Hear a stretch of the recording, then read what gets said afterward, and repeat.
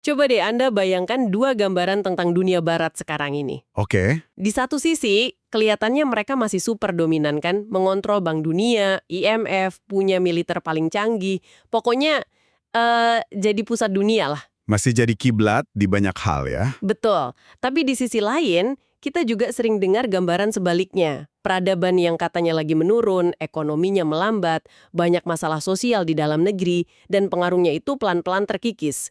Nah, mana yang benar? Menurut Samuel Huntington di bukunya The Clash of Civilizations, dua-duanya itu benar.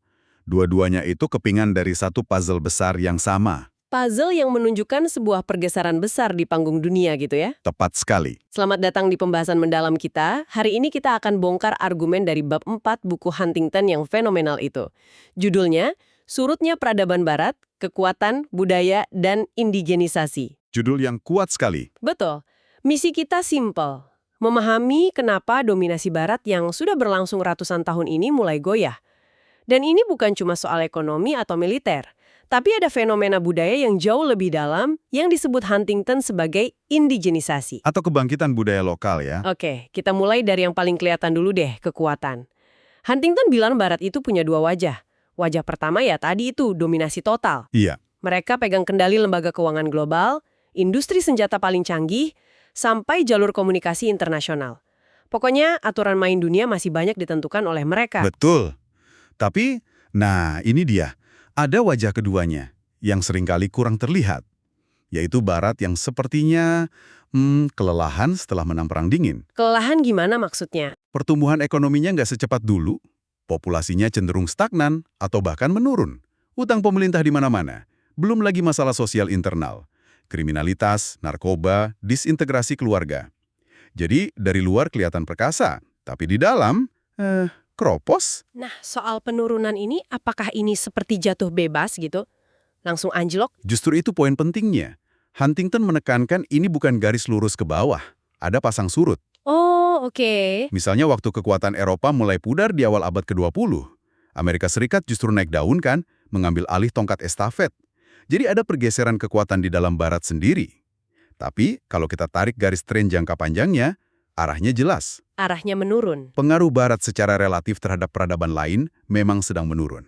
Dan ini bukan sekedar opini ya, Huntington benar-benar menunjukkan data untuk argumennya. Contohnya soal wilayah.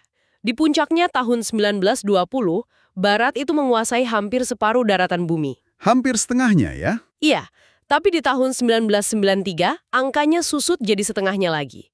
Sebaliknya, wilayah yang dikuasai peradaban Islam justru melonjak drastis. Soal populasi lebih gila lagi perubahannya.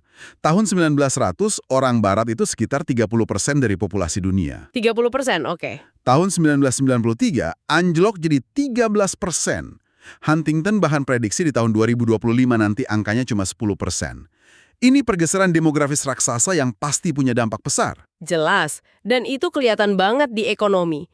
Kue ekonomi dunia yang dikuasai Barat makin mengecil, sementara Asia Timur, terutama Tiongkok, meroket gila-gilaan. Huntington sudah meramalkan itu dari dulu.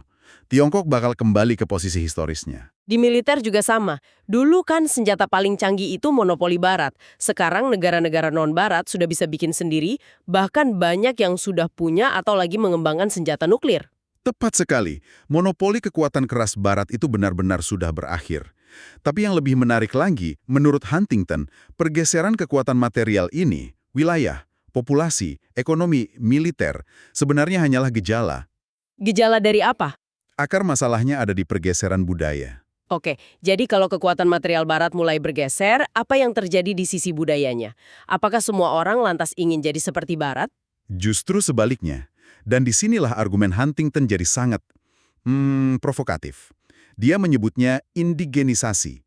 Dia meminjam konsep dari seorang sosiolog bernama Ronald Dorr tentang fenomena indigenisasi generasi kedua. Oke, coba jelaskan. Generasi pertama dan kedua ini maksudnya gimana? Gini, generasi pertama para pemimpin di negara-negara non-Barat, misalnya para pejuang kemerdekaan kita dulu, itu kan seringkali dididik di Oxford, Sorbonne, atau Harvard. Benar. Mereka pulang bawa nilai-nilai Barat, demokrasi liberal, sekularisme, individualisme. Mereka inilah yang mendirikan negara-negara baru. Tapi, generasi kedua yang jumlahnya jauh lebih besar tidak lagi sekolah di luar negeri. Mereka dididik di universitas-universitas lokal. Universitas yang didirikan oleh generasi pertama tadi ya? Betul, dan mereka belajar pakai bahasa lokal. Jadi mereka nggak terlalu terpapar langsung dengan budaya barat seperti orang tua atau pendahulu mereka. Tepat. Akibatnya, mereka ini lebih terhubung dengan akar budaya mereka sendiri dan jauh lebih terbuka pada gerakan-gerakan yang sifatnya pribumi atau nativis. Mereka mulai mempertanyakan, kenapa kita harus meniru barat gitu ya? Persis. Bukankah kita punya budaya dan nilai kita sendiri yang juga hebat? Dan ini terjadi di mana-mana kan? Di tahun 80-an dan 90-an itu kayak meledak serentak. Di dunia muslim ada reislamisasi. Di India ada Hinduisasi yang masuk ke politik. Di Asia Timur, para pemimpin mulai mempromosikan nilai-nilai Konfusianisme. Sampai di Rusia pun setelah Soviet bubar, perdebatan lama antara kaum westernizer yang pro-barat dan Slavophiles yang pro-Rusia asli muncul lagi. Benar. Ini adalah sebuah tren global. Dan ini bukan cuma soal festival budaya ya. Ini masuk ke ranah politik. Massa mulai dimobilisasi untuk menentang elit yang dianggap kebarat-baratan. Contohnya ada Jelas sekali. Di Aljazair, di mana partai fundamentalis Islam menang telak pemilu sebelum dibatalkan militer. Atau di Sri Lanka, justru demokrasi yang membuka jalan bagi nasionalis Sinhala untuk berpuasa. Ini membuktikan kalau demokrasi nggak otomatis menghasilkan pemerintahan yang pro-barat. Tunggu dulu, ini kan terdengar kontradiktif. Biasanya kita berpikir kalau sebuah negara makin modern, ekonominya maju, rakyatnya makin pinter, mereka justru akan jadi makin sekular, makin kebarat-baratan. Nah, Anda baru saja menyentuh inti dari argumen Huntington. Kenapa ini malah sebaliknya?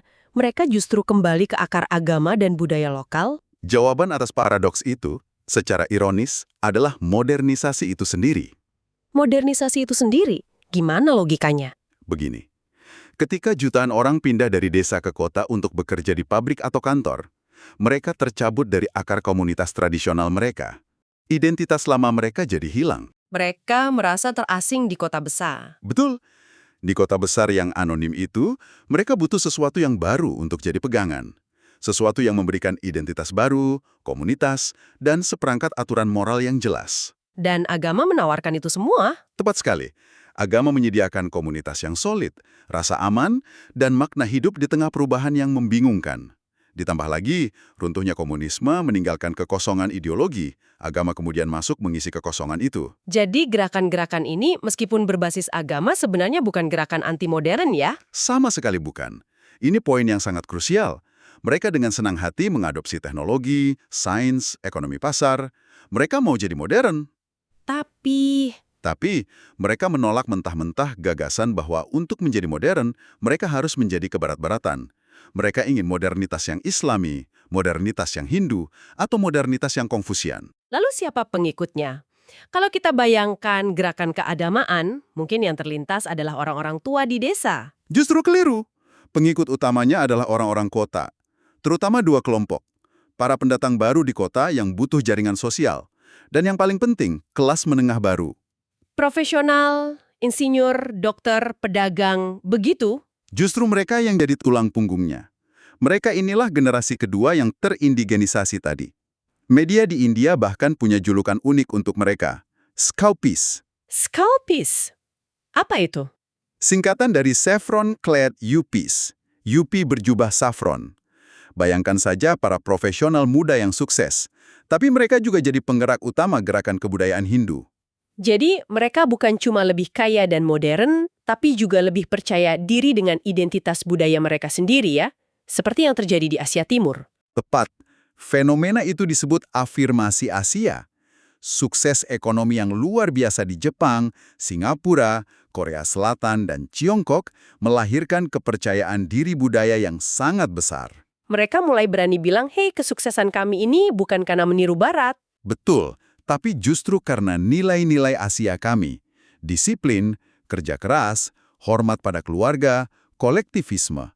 Mereka bahkan membandingkannya dengan apa yang mereka anggap sebagai kemerosotan moral di Barat. Individualisme yang kebablasan, tingkat kriminalitas tinggi, dan lain-lain. Itu yang sering disebut serangan budaya Singapura kan? Betul, Puncaknya mungkin adalah pernyataan terkenal dari Perdana Menteri Malaysia saat itu, Mahathir Mohamad. Dia bilang, nilai-nilai Asia adalah nilai-nilai universal. Nilai-nilai Eropa adalah nilai-nilai Eropa. Wow, itu membalikan narasi 180 derajat. Tepat. Seorang membalikkan narasi selama ratusan tahun yang mengatakan bahwa nilai-nilai Baratlah yang universal. Selain Asia, contoh besar lainnya tentu kebangkitan Islam. Apa pendorong utamanya di sana menurut Huntington? Ada dua faktor utama. Pertama, demografi. Dunia Muslim mengalami ledakan pemuda atau youth bulge. Ada banyak sekali anak muda, tapi lapangan pekerjaan terbatas. Kekecewaan dan kemarahan mereka jadi lahan subur. Lahan subur bagi rekrutmen gerakan-gerakan fundamentalis, pemberontakan, dan juga memicu gelombang migrasi besar-besaran. Faktor kedua pasti uang ya. Tentu saja, ledakan harga minyak di tahun 1970-an mengubah segalanya. Tiba-tiba, negara-negara Teluk punya kekayaan yang luar biasa. Untuk pertama kalinya dalam berabad-abad, mereka punya kekuatan finansial untuk tidak lagi bergantung pada Barat. Bahkan bisa membalikkan hubungan dominasi itu. Betul, uang minyak ini dipakai untuk membangun masjid, sekolah, dan mendanai gerakan dakwah di seluruh dunia yang semakin memperkuat kebangkitan Islam secara global. Jadi kalau kita rangkum, argumen Huntington di bab ini benar-benar kuat ya. Dunia sedang bergeser secara fundamental. Bukan cuma soal siapa yang ekonominya paling besar atau militernya paling kuat. Bukan, ini pergeseran budaya yang sangat dalam. Dominasi Barat memudar, dan sebagai gantinya, budaya-budaya lokal dan agama bangkit kembali. Yang ironisnya justru dipicu oleh modernisasi itu sendiri. Betul. Dan memahami kerangka ini sangat membantu kita membaca berita hari ini. Jadi saat Anda melihat Tiongkok makin percaya diri dengan budayanya, atau konflik panas di Timur Tengah, atau perdebatan sengit soal identitas nasional di Eropa, Kita tidak lagi melihatnya sebagai peristiwa-peristiwa acak. tepat. Anda bisa melihatnya sebagai bagian dari tren global yang lebih besar.